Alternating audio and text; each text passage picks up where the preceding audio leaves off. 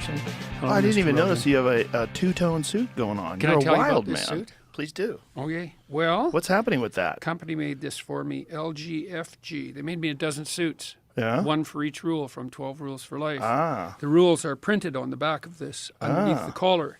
This is a heaven and hell suit, so it's quite fun. So Which this one's is, hell? I'll show you in a sec. So this is hell's red, Joe. Come on, Jesus. But that's not really red. well, it's like you a know, magenta, It's stylish. right? Yeah, it's okay. Hell's magenta. You know? Okay, hell's yeah, magenta. it's designer hell. Ah, You know? nice. So this is made out of sheep's wool, and this is made out of goat's wool. So that's pretty funny. And then in here you've got your basic heaven lining and your basic hell lining. Okay. Yeah. So I don't think I've ever seen a man Sheep's- walk around with a. I think you're one up. am I one up? Yeah, you're one up. Are you? No, that's No, good. you're It's- good? It's, Oh. it's double-breasted. Double-breasted. Yeah, Fancy.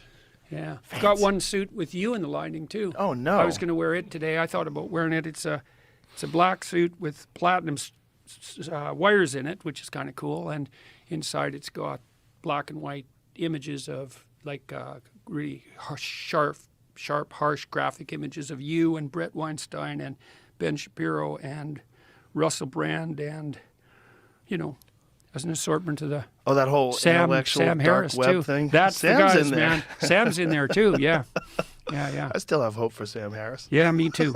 Me too. Yeah, I hope he makes a comeback. So, I mean, he's not really going away. He's just got some weird opinions. yeah, well, But he's there's plenty of that floating around. Well, you know, I think when you have like complex, fascinating brains, they go off in all kinds of different directions. Don't This- you think? This is one of the dangers of being creative, right? Most creative ideas are wrong, and a good section of those wrong ones are fatal. But Oof. now and then you get one that's necessary. So Yeah, we were talking about Twitter files before Yeah. we got rolling and what the new stuff is. So the new stuff has something to do with AI and some sort of content moderation. oh yeah, well Tabby released some Twitter files today on Twitter obviously, and they're going through the code. Now I don't understand the technical details, but you know you don't exactly know when you see the output of a code generated system exactly what rules it's using to sort the information. I suppose that's the equivalent of shadow banning, and there was apparently all sorts of directives built into the code to amplify certain kinds of messages and, you know, de-amplify others. And so apparently Musk is doing what he can to clean that up. Ruben reported that the other day.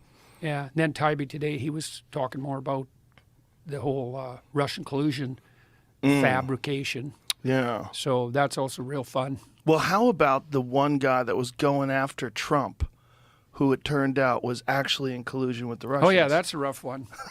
Yeah. You know?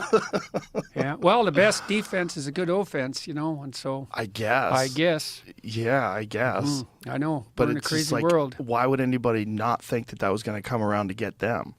It's amazing how often people don't think that, you know, what they're doing isn't gonna end up aimed squarely at them. Well, this Twitter thing, right? Like, they never suspected that someone like Elon was going to come along and buy Twitter and then, in an unheard of tactic, have a bunch of journalists review everything in all of their Slack meetings and all their emails, look under the code, look under the wiring under the machine and find out how it was actually running. Yep. And why? I mean, the fact that anyone would ever think that any of this stuff is a good idea, that people don't understand, like, the dangers of censorship.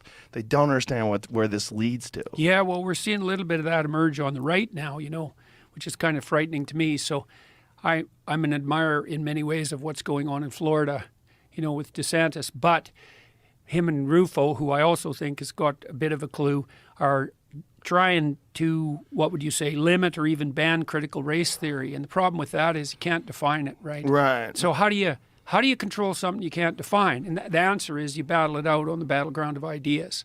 Because as soon as you start to try to define it and then try to censor it, well, first of all, that's just going to grow because that's how those things work. You know, like where does critical race theory shade into Marxism? Well, who the hell knows? Where does Marxism shade into socialism? Well, that's an even harder question. Then where does socialism shade into, you know, just being on the side of the working class?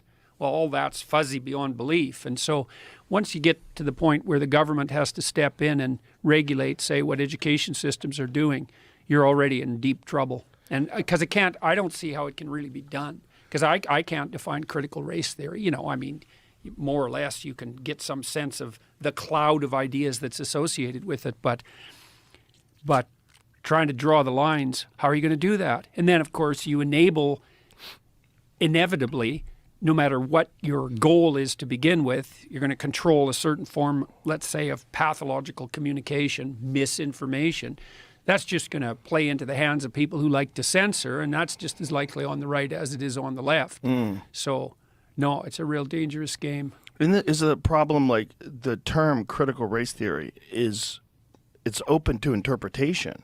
Yeah, well, it's often even hard, except in retrospect, to understand a lot of what these things actually are, you know, because new clouds of ideas emerge and they kind of have an animating spirit, and they have a set of associated, what would you say, presumptions, and you can often only see what that is in retrospect. You know, it took me a long time to understand whatever existentialism was enough to sort of define it, phenomenology, these different schools of thought that occupied the thoughts of psychological investigators over a couple of centuries, postmodernism, modernism. You know, it's not an easy thing to extract out the gist of those and define them.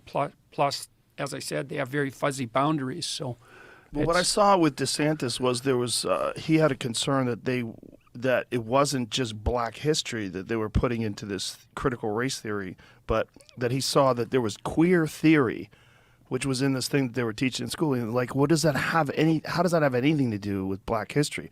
Like, why is queer theory inserted into well, that? I think the way those are linked is essentially through what you might regard as, well, it's an implicit Marxism, but it's even deeper than Marxism. So if you're a Marxist, you have a heuristic that simplifies the world, and that heuristic is that you can understand any social relationship from an intimate relationship all the way up to the state by just dividing the parties, let's call them the narrative partners in a discussion or an interaction, into those who are oppressed and victimized and those who are taking advantage of them and profiting.